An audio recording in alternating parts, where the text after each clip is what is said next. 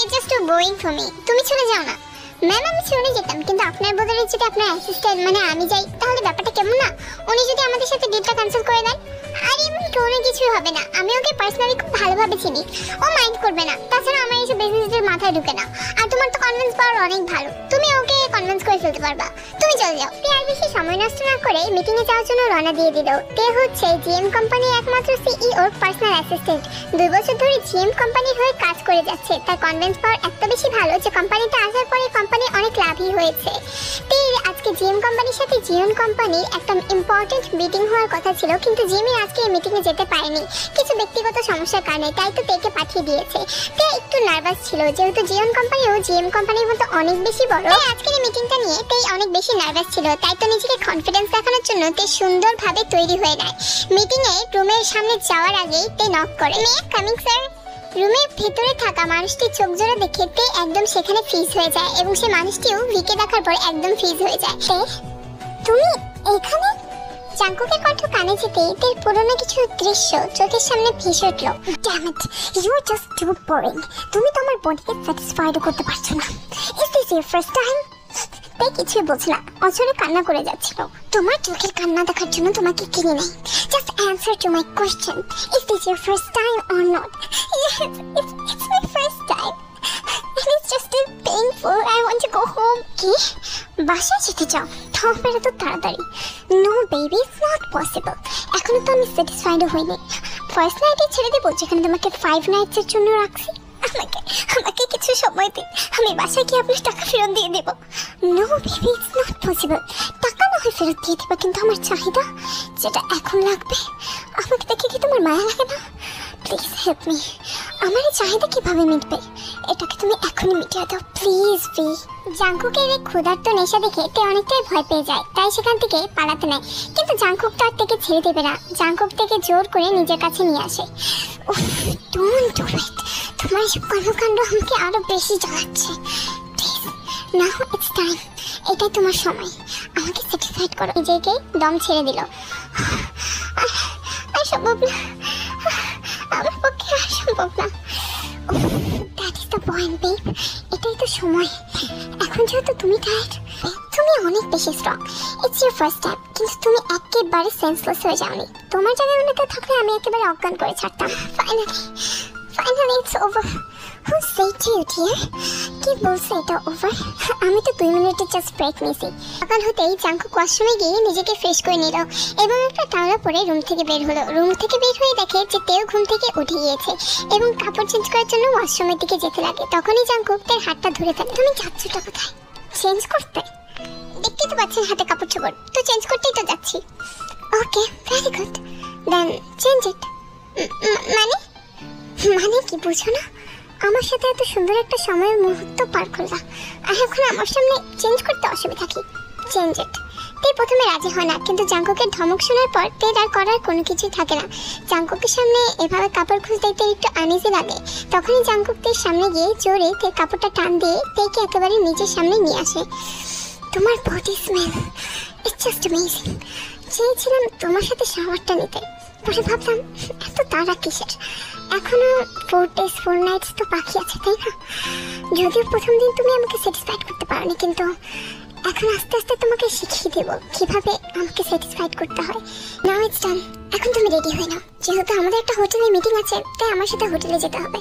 ওকে? তে কিছুই বললো না, কাপড় চেঞ্জ করার জন্য এবং শাওয়ারের জন্য বাথরুমে চলে গেল। বাথরুমে চলে যাওয়ার পর তে অনেক বেশি কান্নাকাটি করে, কিন্তু অবশেষে ফ্রেশ হয়ে জাঙ্কুকের সাথে গাড়িতেই বেরিয়ে পড়ে। গাড়িতে পৌঁছাতেই জাঙ্কুক তেকে নিয়ে গাড়িতে করে একটা হোটেলের সামনে চলে যায় এবং জাঙ্কুক নিজের মিটিং করার জন্য চলে যায়, আর তেকে ডিরেক্ট হোটেল রুমে পাঠিয়ে দেওয়া হয়। হোটেলে ওয়াশরুমে গিয়েও তে অনেক বেশি কান্না করতে থাকে। আসলে অভাব মানুষকে দিয়ে সবকিছু করাতে পারে। আমি জানি আমি যা করছি ঠিক না, কিন্তু এটা ছাড়া আমার কাছে আর কোনো উপায় নেই। রাত প্রায় 12টার বেশি বাজে। জাঙ্কুকের আসা এখনো খবর নেই। অবশ্য তে এতে খুশি হয়েছে, কারণ ওই দানবটা তের থেকে যত বেশি দূরে থাকবে তের এতেই তত বেশি ভালো।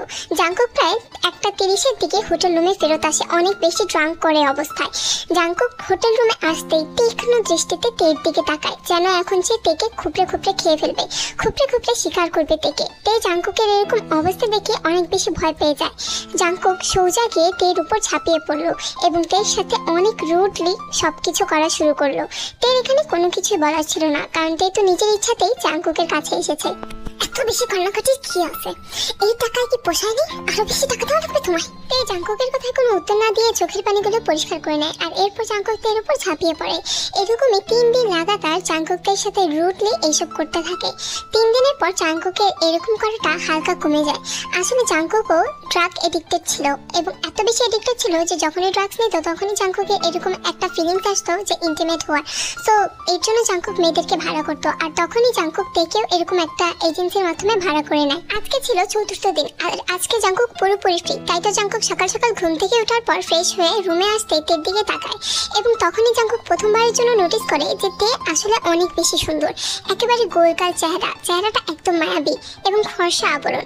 যদিও জাংকুক তের সাথে 3 দিনই লাগাতার কন্টিনিউ ছিল, কিন্তু কখনোই তেকে এরকম ভাবে আবেগ নিয়ে কখনোই নোটিস করেনি। জাংকুক দেখতে পেল এত সুন্দর চেহারার মধ্যেও একটা কষ্টের ছাপ আছে, যেন এই চোখ দুটা কোনো কিছুতে বাধ্য এবং অনেক বেশি কষ্ট বয়ে নিয়ে চলেছে। জাংকুক প্রথমবারের জন্য তের সাথে একটু ফ্রি হয়ে কথা বলে।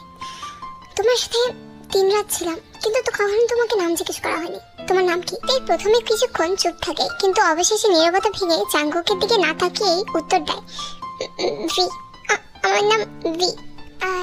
আমার নাম তুমি জানতে চাও না? আপনার বডিকে স্যাটিসফাইড করাতেই আমার কাজ। আপনার নাম জেনে আমার কোনো কাজ নেই। জানতে যেহেতু চাও না, আমার বলার কি ঠেকা পড়ছে নাকি?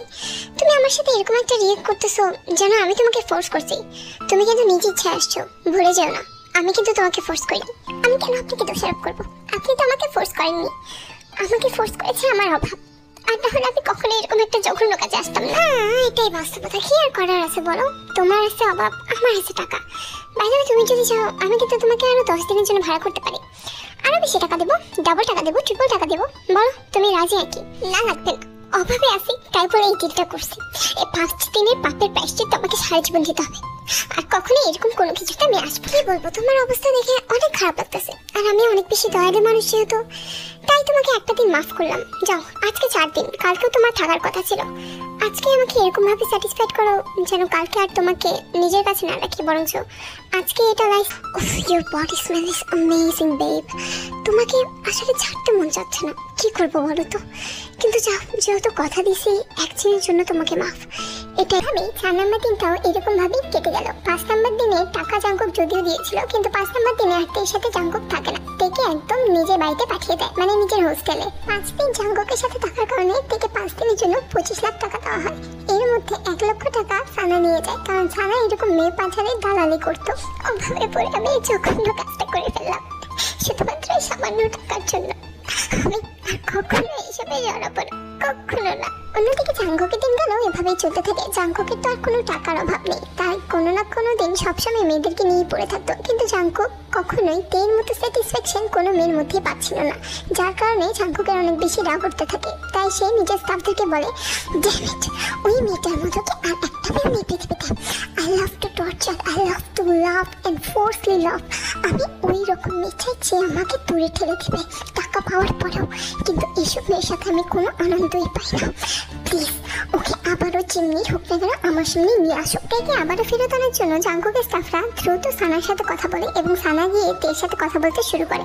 দেখতে আগে তুই কাজ করেছিস, তুই 25 লাখ টাকা পেয়েছিস, এবার যদি তুই কাজ করিস তাহলে 50 লাখ পাবি। ভেবে দেখ, ও 50 লাখ টাকা দেখ কিংবা 50 কোটি, আমি আর এইসব কাজে একদম নেই, আর কখনো করবো না। ওকে ভালোভাবে জানিয়ে দে আমার জীবনে যেন ইন্টারফেয়ার না করে।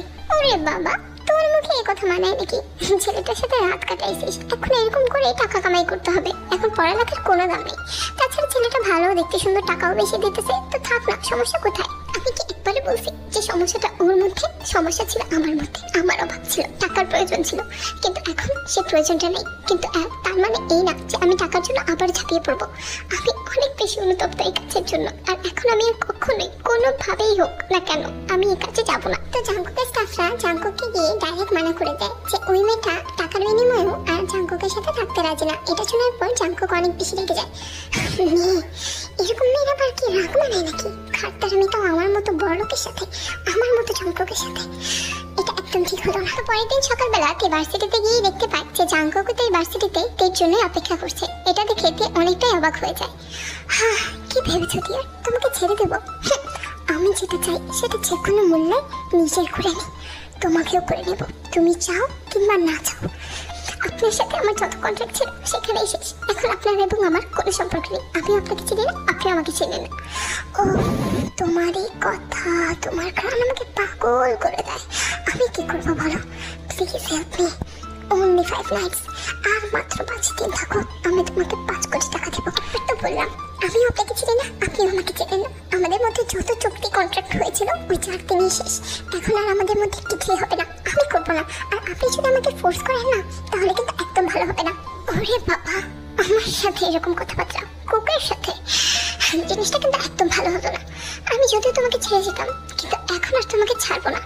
দেখি যদি তোমাকে ভালো ভালো আদায় করতে না পারি তাহলে প্রয়োজনে জোর করে আদায় করবো। তো তেকে এক প্রকার ঠেপ দেওয়ার পর জাংকুক সেখান থেকে চলে গেল। আর তে মনে মনে অনেক বেশি ভয় পাচ্ছিল, কারণ জাংকুকের ক্ষমতার তুলনায় তে তো সামান্য একটা মানুষ, তের কোনো ক্ষমতা নেই। জাংকুক চাইলেই তেকে উঠিয়ে নিয়ে যা ইচ্ছা তাই করতে পারবে। তো এই ভয়টাই তের মনে মনে কাজ করতে থাকে। ভার্সিটি শেষ হতেই তে নিজের বাড়ির উদ্দেশ্যে মানে হোস্টেলের উদ্দেশ্যে রওনা দেয়। ঠিক সেই সময় কিছু লোকরা এসে তেকে উঠিয়ে নিয়ে যায়। একটা গাড়িতে উঠিয়ে বসাতেই তে দেখতে পায় সামনে Jungkook. Welcome dear, you are looking too attractive. Jungkook, তোর মতো শয়তান ছাড়া আমার এত বড় ক্ষতি কেউই করবে না। ইয়েস ডিয়ার, আমি ডেভিল। সো আসুন এখন তোমার সাথে কিছু ডেভিলের মতো কাজ করি। এটা বলেই জাংকুকদের কাছে যেতে নেয়, কিন্তু তখনই হয়ে যায় একটা কাণ্ড। জাংকুকের বাবা যেহেতু বিজনেসম্যান ছিল তাই তার অনেক বেশি শত্রু ছিল, এবং সেই সময় জাংকুকের বাবার শত্রুরা জাংকুকের উপর অ্যাটাক করে নেয়। জাংকুকটা সেখান থেকে দ্রুত যাওয়ার জন্য তেকে তো গাড়িতেই ছিল। জাংকুকের গাড়ি চালাতে চালাতে একটা নির্জন জায়গায় চলে আসে এবং সেখানে দুই পক্ষেই ফাইটিং হতে থাকে। এই পর্যায়ে যে এক ফাঁক দিয়ে গাড়ি থেকে পালাতে লাগে এবং জাংকুক তখন তেকে সেভ করার জন্য তের পিছু পিছু দৌড়ায়। কিন্তু তে ভাবে যে জাংকুক তো তেকে মেরেই ফেলবে, এই ভয়তে আরো বেশি ফাস্ট দৌড়াতে থাকে। কিন্তু ঠিক সেই সময় তে অ্যাক্সিডেন্টলি একেবারে নদীতে পড়ে যায়। কিছুক্ষণ পর জাংকুকের উপর অ্যাটাক করা লোকরা সেখান থেকে পালিয়ে যায় এবং তখন জাংকুক রাগারাগি করে নিজের স্টাফদের উপর, যেভাবেই হোক না কেন ওই মেয়েটাকে খুঁজে বের করো, যেভাবেই হোক না কেন। জাংকুকের স্টাফরা তেকে খোঁজার চেষ্টা করে কিন্তু কোনো জায়গাতেই তেকে খুঁজে পাচ্ছিল না। অবশেষে তারা অনেক জায়গাতে যোগাযোগ করে কিন্তু তাও তের কোনো সন্ধান পায় না। জাংকুকও তখন মনে মনে আফসোস করতে থাকে যে তার জন্যই এত কিছু হয়েছে, বিনা কারণে এমনটা হলো। জাংকুককে ইনফরমেশন বের করার জন্য সানার কাছে যায়। তখন সানা বলে, আরে মেয়েটা এত তাড়াতাড়ি মরে গেল, ভাবতে পারিনি। আসলে নতুন নতুন আসছিল তো। নতুন নতুন আসছিল মানে ও কি প্রফেশনাল না? না না, প্রফেশনাল হবে কোত্থেকে, একটা গরিব মেয়ে জানো না, এভাবে সাদা ছিপটাই ছিল কিন্তু হয়তো টাকা পয়সার অভাবে এরকম লাইনে গেল। আমি তো তোমার কাছে ফার্স্ট টাইম পাঠাইছি, এভাবে মেয়েটা ভদ্র ছিল কিন্তু এত অকালে মারা গেল, কষ্ট লাগতেছে। সানার কথা শুনে জাংকুক আরো বেশি ভেঙে পড়ে, কারণ জাংকুক ভাবতে থাকে যে তার জন্য এত নিষ্পাপ একটা মেয়ে মারা গেল একমাত্র তার এত বেশি আইয়াসের কারণে। এটা জাংকুককে তিলে তিলে শেষ করে দিচ্ছিল, কিন্তু জাংকুকটা সবার সামনে প্রকাশ করতে পারছিল না। জাংকুকের নিজের প্রতি অনেক বেশি ঘৃণা লাগতে থাকে। তাই তো তের জন্য মানে তেকে মেরেছে এবং তের মার্ডারের অনুতপ্ততায় জাংকুক ড্রাগস সেবন করা বন্ধ করে দেয় এবং আস্তে আস্তে জাংকুকের যে নেশাটা ছিল সেটাও কাটতে শুরু হয়। এরকম নেশা কাটার পর জাংকুক আস্তে আস্তে ব্যবসার দিকে মনোযোগী হয় এবং বাবার বিজনেসটা আগিয়ে নিয়ে চলতে থাকে। এবং জাংকুকের মনে মনে তো তের জন্য অনুতপ্ততা ছিলই, কিন্তু সামনাসামনি কারোর সামনেই তা প্রকাশ করে না। সবার সামনে এখনো জাংকুক অ্যাটিটিউড এবং অ্যারোগেন্স নিয়ে চলতে থাকে। তো এভাবেই সময়টা কাটতে থাকে। জাংকুকের আজকে জিএম কোম্পানির সিইওর সাথে মিটিং ছিল, কিন্তু জিমিন ব্যস্ত থাকায় সেখানে আসতে পারেনি, তাই তো জিমিনের বদলে তে এসেছে। এবং তখনই তেকে এই মিটিং রুমে দেখে জাংকুক একদমই অবাক হয়ে যায়। এখন আমরা ভিডিওর ওই ফার্স্ট ক্লিপে আছি যেটা আমরা ফার্স্ট সিনে দেখেছিলাম। তো এখানে তে যখন জাংকুককে দেখে একেবারেই শক খেয়ে যায় এবং জাংকুকও অনেক বেশি শক খায়। তোমার সাথে জীবনে আরেকবার দেখা হয়ে যাবে এটা তো আমি কল্পনাও করতে পারিনি। জাংকুকের কথার কোনো উত্তর দেয় না, চুপচাপ জাংকুকের দিকেই তাকিয়েছিল। আমার সাথে কথা বলতে চাও না, হয়তোবা আমাকে ঘৃণা করো। আমার মধ্যে অনেক অপরাধ বোধ কাজ করছে, যদি তুমি চাও আমাকে সামনাসামনি বকতে পারো। আপনাদের মতো বড়লোক মানুষদেরকে বকাবাজি করার অধিকার আমার নেই, তাই আপনাকে বকতে পারছি না। কিন্তু একটা জিনিস আপনাকে রিকোয়েস্ট করবো, যদি আপনার মধ্যে সত্যিকারেই অপরাধ বোধ কাজ করে থাকে তাহলে আমার রিকোয়েস্টটা রাখবেন। কি রিকোয়েস্ট করতে চাও শুনি? আমি আমার জীবনের সেই ঘটনাগুলোকে ভুলে গিয়েছি এবং আমি আপনাকে রিকোয়েস্ট করব যে সেই ঘটনাগুলোকে ভুলে যান এবং আসুন যদি পরিচয় হওয়ারই থাকে তাহলে নতুনভাবে পরিচিত হই, আগের কথা ভুলে গিয়ে। দ্যাটস আ গ্রেট ডিল, আমিও এটাই চাই। আচ্ছা তাহলে নতুনভাবে পরিচিত হই। আমি কোম্পানি সিইও জিয়ন জাংকুক, আর তুমি? আমাকে জিমিন ম্যাডাম বাড়িয়েছে। আমি হচ্ছি জিমিন ম্যাডামের পার্সোনাল অ্যাসিস্ট্যান্ট, যেহেতু তিনি আজকে বিজি তাই আমাকে পাঠিয়েছেন। ওহ দ্যাটস মিন আমি একজন সিইও হয়ে আরেকটা সিইওর পার্সোনাল অ্যাসিস্ট্যান্টের সাথে মিটিং করব। How funny. Oh that's mean আপনি আমাদের সাথে এই ডিলটা করতে রাজি না? আসলে আমি ডিলটা করতে রাজি, কিন্তু তোমার সাথে না। কি আর বলবো, আপনাদের মতো মানুষের না এটাই একটা সমস্যা, আপনার সাথে পজিশন দেখেন, মানুষের যোগ্যতাটা দেখেন না। ওকে ডিয়ার, যেহেতু তোমার যোগ্যতা আছে তাহলে তুমি প্রমাণ করো, আমাকে কনভিন্স করো। স্যার এই কাজটা যদি আমরা একসাথে করি তাহলে আমাদের যে প্রফিটসগুলো হবে সেগুলো wait why are you just too fast. যেহেতু আমাকে কনভিন্স করবা তাহলে এখানে না, আমি চাচ্ছি যে অন্য কোনো কোথাও আমাকে কনভিন্স করো। আচ্ছা কেমন হবে যদি আমরা একটা বিজনেস ট্যুর দিই? আসো সিঙ্গাপুর যাই, সেখানে 5 days only 5 days আমরা একটা মিটিং করি, তারপর আমি ডিসকাস করব তোমার সাথে আমি মানে তোমার গ্রুপের সাথে আমি কাজ করব কি করব না। 5 days এর কথা শুনে তের মুখের কথাই বন্ধ হয়ে গেল। তে ডিসাইড করতে পারছিল না যাওয়া ঠিক হবে কি হবে না। ওকে only 5 days তো ঠিক আছে, আমি আপনার সাথে বিজনেস ডিলে যেতে রাজি আছি। তো কোন হোটেলে যাবেন আমি সবকিছু ঠিক করে রাখছি। নো ডিয়ার, এটা আপনার ঠিক করতে হবে না, যেহেতু আমি আপনাকে অফার করেছি তাই আমি সব ঠিক করব। জাস্ট তোমাকে আমার সাথে যেতে হবে বাস, দ্যাটস ইট। তো পরের দিন তে এবং জাংকুক মিলে সিঙ্গাপুরে চলে গেল বিজনেস ট্যুরের জন্য। হোটেলে যেতেই তেকে একটা রুমে পাঠানো হয়। সেই রুমটা অনেক বেশি সুন্দর এবং গোছানো ছিল। সেই রুমে রাতের বেলা জাংকুকও চলে আসে। আপনি আমার রুমে? আমার না, আমাদের রুম। হোটেল বুক ছিল তাই আমি কোথাও রুম পাচ্ছিলাম না, তাই তো একটা রুম পেয়েছি আর ওই রুমই তোমার এবং আমার জন্য ঠিক করে নিই। আমি জানতাম আপনি এরকম করে কিছু একটা করবেন, কারণ আপনার মাথা খারাপ কিছু না কিছু ঘুরপাক খায়। হ্যাঁ দোষটা তো তোমার মতো সুন্দর অ্যাট্রাকটিভ মেয়ে দেখলে মাথা ঠিক রাখতে পারি না। আমার সাথে কোনো খারাপ কিছু করার চেষ্টাও করতে আসবেন না। না এখন এসব বাদ দিয়ে দিয়েছি, তাই এখন মেয়েদের কাছে যাই না। আপনার ওইসব করার স্টাইলই বলে দেয় যে আপনি মেয়ে ছাড়া এক রাতও থাকতে পারেন না। কি বলবো, ভালো কথা মনে করাইছো অবশ্য। ওই দিন কিন্তু আমি 5 দিনের টাকা দিয়েছিলাম, কিন্তু ছিলাম 4 দিন। একদিন কিন্তু এখনো ঋণী তুমি, সো চাইলে এখন শোধ করতে পারো। গতকালকে আপনার এবং আমার মধ্যে একটা ডিল হয়েছিল রাইট, যে আপনি এবং আমি আমাদের অতীত সম্পর্কে ভুলে যাব। আমি তো ভুলে গিয়েছিলাম, তুমি তো মনে করালে, তাই বললাম একদিন এখনো ঋণী, তো ঋণ তো শোধ করা তোমার দায়িত্ব। আচ্ছা ঠিক আছে, আমি সেই ঋণ শোধ করবো। 5 লক্ষ টাকা তো আমি দিয়ে দেবো। 5 লক্ষ টাকা আমার কি হবে? ওকে 25 লাখই আপনাকে দিয়ে দেবো। হ্যাঁ এখন এটা সুদে আসলে আরো বেশি দাম বাড়ে, ওই দাম দেওয়ার তোমার সামর্থ্য নেই। সো আসো, খবরদার আমার সাথে খারাপ কিছু করতে আসতে কিন্তু আমি আপনার ক্যারিয়ারে পার্টও বাঁচাই দেবো। Oh really, you are very interesting. আচ্ছা দেখি তো কিভাবে তুমি আমার ক্যারিয়ারে পার্টও বাঁচাও। এটা বলেই জাংকুক আস্তে আস্তে তের দিকে যেতে নেয়। তেই তো অনেক বেশি ধাক্কা করছিল জাংকুকে, কিন্তু জাংকুকের সাথে তো আর তে পেরে উঠছিল না, তাই জাংকুক তেকে একেবারে হাত করে নিজের মুখের সামনে নিয়ে আসে। দেখো এখন আমি চাইলে তোমার সাথে যা ইচ্ছা তাই করতে পারি। And I'm CEO, আমার অনেক টাকা আছে, অনেক পাওয়ার আছে, তুমি ওই হিসাবে কিছুই না। সো দেখি যদি কিছু করি তাহলে তুমি আমার কিচ্ছু করতে পারবে না, কিন্তু আমি এমনটা করবো না। জাংকুক সাথে সাথেই তেকে ছেড়ে দিল। তে তো একেবারেই অবাক যে এই দানবটা কিভাবে ভালো হয়ে গেল। কি ভাবছো যে আমি খারাপ? আমি ভালো হয়ে গেলাম কিভাবে? না আমি ভাবছি না, কারণ আমি আপনার মতো খারাপ মানুষকে নিয়ে কোনো কিছু ভাবতেই চাই না। ভাবতে যেহেতু চাও না, ইটস ইউর লস্ট। আচ্ছা ঠিক আছে, গুড নাইট। এখন আমি আমার রুমে চলে যাই। রুমে চলে যাই মানে? তার মানে এই রুমে আসছিলেন কেন? আরে আমি তো তোমার সাথে জাস্ট একটু ফান করতে এসেছিলাম, কিন্তু তুমি তো দেখি কথায় কথায় সিরিয়াস হয়ে যাও। এটা বলেই জাংকুক সেই রুম থেকে চলে যায়। পরের দিন সকালে তে ঘুম থেকে উঠে জাংকুকের সাথে ক্যাফেতে চলে যায় একটু কথাবার্তা বলতে, মানে বিজনেস আলাপ করতে। সেখানে গিয়ে তে দেখতে পায় জাংকুক একটা মেয়ের সাথে বসে আছে। এভাবে হাঁ করে তাকিয়ে আছো কেন? বসো। আর হ্যাঁ, মিট মাই গার্লফ্রেন্ড। ও আমার গার্লফ্রেন্ড। ও তার মানে ওর সাথে তুমি বিজনেস ডিলে এসেছো? হাই তে, কেমন আছো তুমি? জি আমি ভালো আছি। জঘন্য ছেলে পেলে রে বাবা, নিজের গার্লফ্রেন্ড থাকতেও অন্যান্য মেয়েদের সাথে ধুমায় লুচ্চামি করে। আজকে তোর একটা পাল্টা বাজাবো জাংকুক, দেখ তুই। কথাটাতেই মনে মনেই বললো। তো সন্ধ্যার দিকে জাংকুক যখনই রুমে যায়, লিসাও রুমেই ছিল, তখনই তে জাংকুকের রুমে নক করে। আসলে জাংকুক, তুমি গত রাতে একটা কথা বলেছিলে যে আমার তোমার প্রতি একদিনের ঋণ আছে, তো আমি এসেছি সেই ঋণটাকে শোধ করতে। তাই তুমি বুঝতে পারছো তুমি কি বলছো? মানে এইসবের উপযুক্ত সময় এটা না। কেন সময় এটা না? তুমিও ফ্রি, আমিও free, so let's make it okay. কিন্তু বুঝতেই তো পারছো এখন আমি একটা সিচুয়েশন। আরে সমস্যা কোথায়? তোমার তো এইসব ভালোই লাগে, আর এমনি তো আমি আমার ঋণ শোধ করে ফেলতে চাই। আর ইউ শিওর তে? Yes yes, I 100% sure. শালা অনেক রিচামি করার শখ না? এখন দেখ তোরে কেমনে কট খাওয়াইলাম তোর গার্লফ্রেন্ডের সামনে। কিন্তু তখনই হুট করে জাঙ্কুক তেকে কিস করে বসলো, তাও লিসার সামনে। এবং তে এভাবে কিস করছিল তো তে তো জাস্ট অবাক যে কি হয়ে গেল, একটা গার্লফ্রেন্ডের সামনে কিভাবে জাঙ্কুক আমাকে কিস করছে। ওয়াও, কি হ্যাপি লাগতেছে রে দোস্ত। আচ্ছা তুই কন্টিনিউ কর, আমি আর তোদেরকে ডিস্টার্ব করতে চাই না। এটা বলে লিসা সেখান থেকে চলে গেল। কি হলো বুঝলাম না, মানে ও ও না তোমার গার্লফ্রেন্ড? হ্যাঁ আমার গার্লফ্রেন্ডই তো, বাংলায় বলতে গেলে মেয়ে বন্ধু বা মেয়ে বান্ধবী। ও ও আচ্ছা, আমি তো ভাবছি ও তোমার মেয়ে মানে গার্লফ্রেন্ড।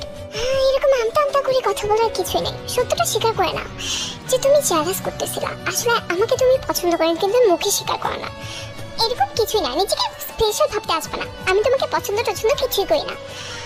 করো বা না করো সেটা তোমারই লস্ট। আচ্ছা ঠিক আছে, যেটা করতে এসেছিলা সেটাই কন্টিনিউ করি। ওকে, এটা বলে জাঙ্কুক নিজের শার্টগুলো খুলতে নেয়। আমি আমি এসব করতে চাই না, আমি তোমাকে টাকা ফেরত দিয়ে দিব। কিন্তু তুমি তো মুখে বললা একটু আগে যে তুমি একটা দিন শোধ করতে চাও। তোমার তো দেখি জবানেও ঠিক নেই। হ্যাঁ আমার জবানি ঠিক নেই, এখন আমি গেলাম এই রুম থেকে। দাঁড়াও, তুমি এসেছো নিজের ইচ্ছা, যাবে আমার ইচ্ছায়। তুমি রাজি থাকো বা না থাকো, ওই একদিনের টাকা শোধ তো আমি নিবই। এটা বলেই জাঙ্কুক তের কাছে গিয়ে তেকে কিস করতে থাকে, সফটলি কিস করছিল। তে তো প্রথমে জাঙ্কুককে সরিয়ে দিতে নাই, কিন্তু পরে আস্তে আস্তে অনেকক্ষণ পর তেও কিস চেয়েছিল।